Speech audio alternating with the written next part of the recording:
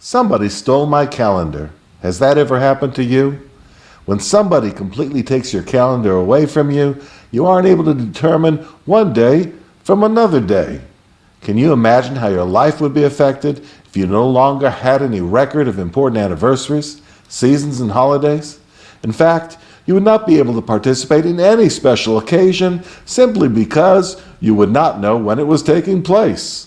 If somebody steals your own personal calendar, you would then have to rely on somebody else's calendar to navigate your life. And if you begin using a calendar that belongs to another person's family or culture, that substitute calendar would not have your own family's unique dates and anniversaries that preserve in memory your essential family identity. Imagine if you relied on someone else's calendar that didn't have your own wedding anniversary on it. Forgetting your wedding anniversary? Now that could have really serious consequences. But let me explain how having your own calendar stolen from you can have even more serious consequences than that. As a young Jewish person growing up in America, I developed a very secularized and assimilated world perspective. As a result, I never immersed myself into the marvelous historical calendar first revealed to my own people in ancient biblical times. The daily calendar of my own heritage, and thus my day-to-day manner of viewing the world through the God of Israel's intended perspective, had been stolen from me by what I'm alleging to be a spiritual villain. And if I can be completely open with other Jewish people now watching this video, and even many of you viewing this who were not born of a Jewish heritage, I believe you, just as much, have had the God of Israel's unique day-to-day way of looking at things stolen from you as well. But I have good news for you, and by the way, with the God of Israel, there is always good news. I believe I have tracked down one of the villains responsible for stealing our godly perspective. That's right. I think I have identified and apprehended whom I believe was a key perpetrator that helped steal God's intended calendar away from both Jews and Gentiles alike. Having put him in custody, I'm about to show you his mugshot. Maybe you might be able to recognize this perpetrator, or maybe not. Have you seen this criminal before? Do you recognize him? Or rather, do you recognize them? There's two of them. It's true that thieves often work in pairs, and in this case, there's no exception. What you're looking at is an actual ancient coin from the Roman Empire. The picture that you see is of the Roman deity Janus. In ancient Roman times, Janus was worshipped as the god of new beginnings, among other things. One face, the Romans of old believed, was looking toward what was in the past, and the other face, they conjectured, was supposedly looking toward the future. But honestly, would you pray to and entrust your future to a God that is two-faced?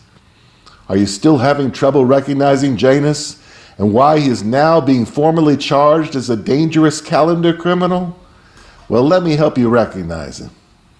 Janus was so highly esteemed by the Romans, his image was placed not only on Roman coinage, but many believe a certain month that headed the new year on the ancient Roman calendar was named in his honor. In fact, it's a month that still remains as the first month on our modern Gregorian calendar to this day, the month of January. In his supposed authority as the god of new beginnings, the two-faced Janus, on the 1st of January, his own honorary month, compelled the ancient Romans to reflect back on the year past, while simultaneously, in his two-faced capacity, looking ahead to a new calendar year. Thus it was Janus, as alleged herein, that conspired to steal God's calendar and our entire way of looking at things. Because of what he did, I am alleging Janus is heinous. But one may be asking, isn't it possible to use two different calendars and have two different perspectives in looking at the world? And my consensus is no. You cannot do this without being confused.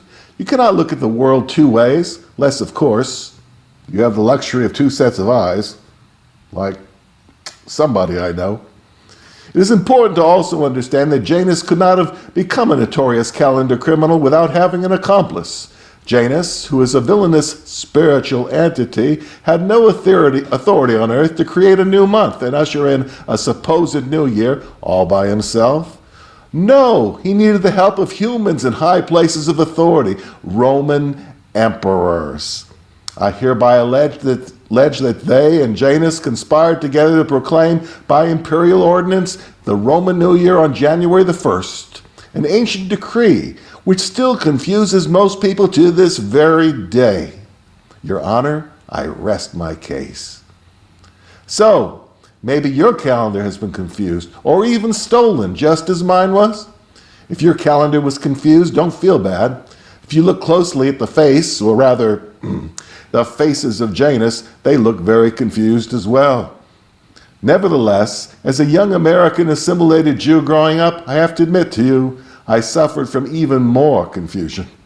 I was told, don't worry, don't be confused, you are Jewish. You can follow your own Jewish tradition. You have your own Jewish calendar. You even have your own New Year's Day to celebrate. Haven't you ever heard of Rosh Hashanah?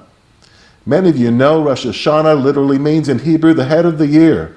The holiday is traditionally celebrated in the fall by the world's Jewish community on the 1st of Tishrei, which our Holy Torah tells us is actually the 7th month on our Jewish calendar, not the 1st month. Even so, in order to accurately keep record of agricultural years in ancient Israel, the rabbis long ago designated the 1st of Tishrei as an agricultural New Year's Day to help differentiate one harvest season from another. It has also been conjectured in Jewish rabbinical tradition that the 1st of Tishrei is the anniversary of the world's creation. Yet despite what the rabbis have instituted or believed about the holiday, our Holy Torah says absolutely nothing about the day known most commonly today as Rosh Hashanah to be emphasized as a New Year's celebration. Rather, the scriptures clearly tell us the beginning of the 7th month, the 1st of Tishrei, is to be set apart by the blowing of the shofar, or the trumpets. The holiday is more accurately referred to by our Jewish people as Yom Teruah, or Day of the Trumpets, and it marks the beginning of the Days of Awe, Judaism's high holy day season. In true Judaism, it is imperative for those who fear Hashem, the God of Israel, to hear the warning sound of the shofar on the Day of the Trumpets and humble our hearts before the arrival of the great ominous day of Yom Kippur, the Day of Atonement, when it is believed judgment is sealed. Although the sacred Day of the Trumpets is an extremely important commanded holiday for all the children of Israel, as I mentioned a moment ago, the holiday should not be designated as a New Year's celebration, as our Torah clearly does not affirm this. So, by now, you may be really confused. You may now be asking, if the Bible does not say that Rosh Hashanah is to be celebrated as the Jewish New Year, what am I to do now? Is there actually a date set in the scriptures to help me get my calendar perspective in order every year? Is there an actual biblical New Year's Day certified in the Holy Torah to help get me back into alignment with the manner of spiritual living that God has commanded for all of his people? The answer is absolutely yes. The Hebrew Bible does tell us exactly when God's calendar actually begins. Believe it or not, the authorized biblical civil calendar was introduced by the God of Israel to Moses immediately before the Exodus from Egypt, when our Jewish people were miraculously set free from slavery. Read with me from Shemot, Exodus chapter 12. Adonai spoke to Moshe and Aharon in the land of Egypt. He said, "You are to begin your calendar with this month. It will be the 1st month of the year for you." So, the 1st month of the authorized biblical calendar God gave to Moses commemorates from year to year the anniversary month of the children of Israel's exodus from Egypt. It is in the Hebrew month of Nisan in which our people receive redemption from slavery in the kingdom of the Pharaoh. On the current Gregorian calendar, the yearly anniversary of the beginning of the months, the 1st day of Nisan, took place at sundown on March 13th this year, 2021. The 1st day of Nisan also marks the anniversary of the beginning of priestly worship and daily intercession for the sins of God's people. Exactly 1 year after the children of Israel began to calculate the months of our calendar, the Lord instituted the operations of the tabernacle in the wilderness and commanded daily sacrifices to begin. The establishment of tabernacle worship, where the holy presence of the Almighty would dwell among our people on a daily basis, should be reminding us of the necessity of allowing God to remove sins from our lives on a daily basis. After all, how can the most holy God continue to dwell in the midst of his holy people if there is constant sin contaminating his community from within? What good is it if we are celebrating being set free from a lifestyle of slavery in Egypt, and yet we are not set free from a lifestyle of sinning? Maybe we haven't considered the animal sacrifices that were commanded daily in conjunction with the consuming fire on the tabernacle's bronze altar point forward to God's ultimate desire to provide a permanent and final atoning sacrifice for the sins of those that belong to him. I'm referring to a perfect covering for sins that only a perfect Mashiach, the Messiah of Israel, would be able to provide.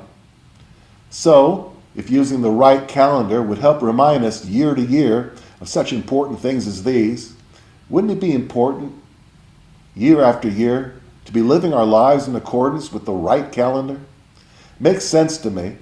Perhaps it now makes sense to you too. And finally, let us consider that generations later, in the very same month of Nisan, which our calendar renews each year, that the final atoning sacrifice God had desired all along came to fruition.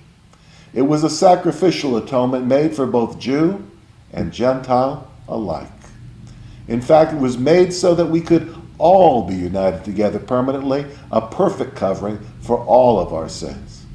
Is it any wonder this ultimate sacrifice would historically take place in conjunction with the celebration of our deliverance from slavery in Egypt at the time of our Jewish Passover festival in Jerusalem?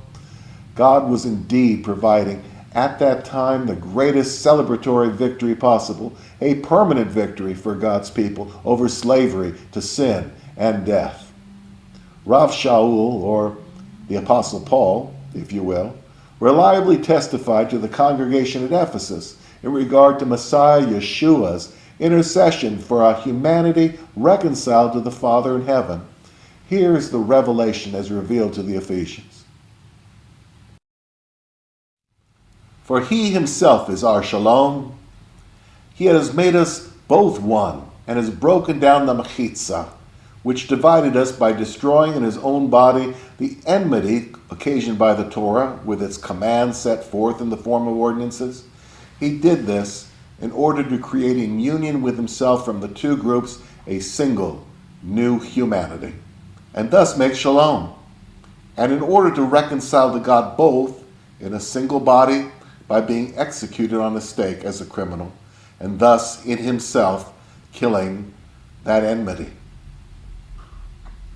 If we are truly called to be partakers of a miraculous new humanity, together, as Rav Shaul has described, let us also be partakers of a truthful reckoning of who we actually are as God's set-apart people, and what perspective the God of Israel requires us to live by. Yes, it's true somebody had stolen my calendar. Perhaps your proper perspective was stolen from you as well. Could it be God has called us at this very time to walk with greater resolve in regard to seeking the truth? Perhaps this should be our New Year's resolution. Being able to finally live in the truth of Yeshua, the Messiah, is very good news. And that is the reason I share good news of the Messiah, Yeshua, to you. Shana Tova. Happy New Year.